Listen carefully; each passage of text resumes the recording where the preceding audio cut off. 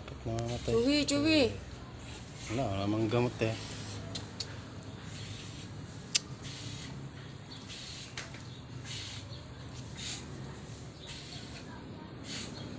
Parang naano na siya. Epilepsy. Ganun. Manigas na. Hindi pa nahiga sa basa. Hindi na siya makaano eh. Tsaka si Biboy. Dahil nga sa bibo din. Baka, hindi. Bakit yung bibo?